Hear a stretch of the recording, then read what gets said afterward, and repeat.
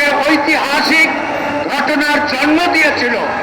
140 বছর যাবৎ সারা বিশ্বের শ্রমিকরা তা আজকে পালন করছে। শুধুমাত্র শ্রমিকরা এই ঐতিহাসিক ঘটনার মধ্য দিয়ে সারা বিশ্বের দেশে দেশে সাড়া জাগিয়েছে। এখনো এই দিবস উৎসাহের সাথে আনন্দের সাথে বিভিন্ন দেশে এক একভাবে পালন করছে।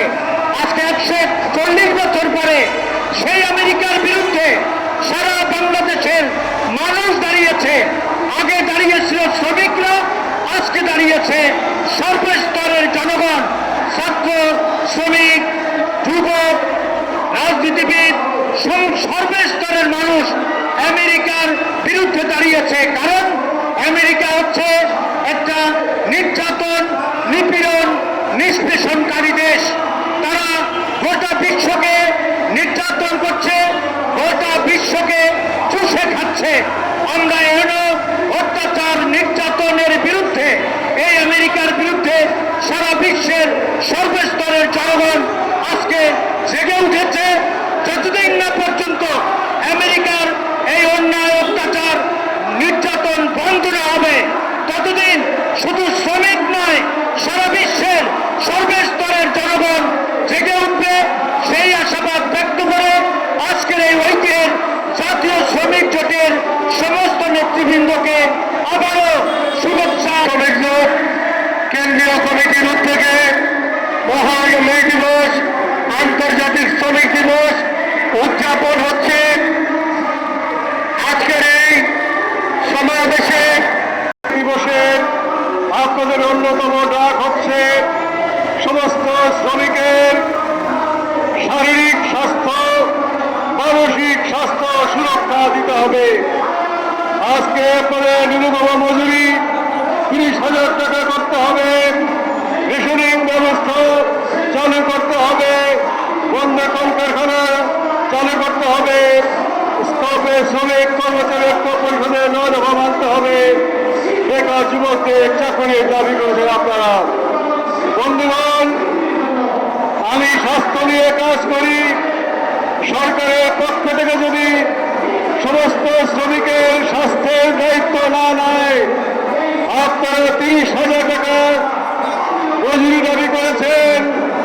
আপনি যদি বারবার অসুস্থ হয়ে পড়েন, আপনার পরিবার অসুস্থ হয়, বাচ্চাদের যদি হাম রোগ হয়, সমস্ত টাকা আপনার চলে যাবে ঘটি মাটি বিক্রি করে, বন্ধক দিয়ে আপনাকে ছিন্ন মূল মানুষে পরিণত করবে।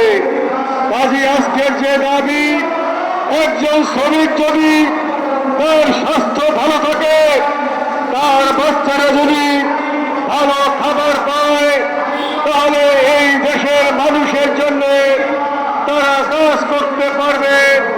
তাদের মন মানসিকতা যদি আমরা ভালো রাখার জন্য ব্যবস্থা করি, তাহলে সবাই আরো অনেক বেশি কাজ করতে পারবে। জাতির সম্পদ তৈরি হবে। ভবিষ্যৎ প্রজন্মের জন্য আমরা একটা বৈষম্যহীন উন্নত বাংলাদেশ করতে পারব। কাজে আজকে এই মে দিবসে আসুন আমরা দাবি করি, প্রত্যেকটা শ্রমিক এবং তার পরিবারের স্বাস্থ্যের দায়িত্ব সরকারকে নিতে হবে। শুধুমাত্র রোগ হলেই ঔষধের ব্যবস্থা করলে চলবে না। রোগ যেন না হয় সেই ব্যবস্থা সরকারকে করতে হবে। শ্রমিকরা যেই কারখানায় কাজ করে, সেখানে যেন তার স্বাস্থ্য সুরক্ষার জন্য ব্যবস্থা থাকে। সে যেন কাজের পরিবেশের মধ্যে তার যেন নাকে বুকে কোনো রকম জীবাণু না ঢোকে। সে যখন ল্যাবমেশিনে কাজ করে, গরমে তার জীবনী শক্তি যেন নষ্ট হয়ে না যায়। এইভাবে এই গরমের দিনে যারা নির্মাণ শ্রমিক, যারা আগুন নিয়ে কাজ করে শ্রমিকরা, তাদের স্বাস্থ্য সুরক্ষার জন্য যদি সরকার ব্যবস্থা না নেয়, মালিক ব্যবস্থা না নেয়, আপনি অসুস্থ হয়ে পড়বেন, আপনাকে চাকরি থেকে ছাঁটাই করে দেবে, রাষ্ট্র তার দায়িত্ব নেবে না।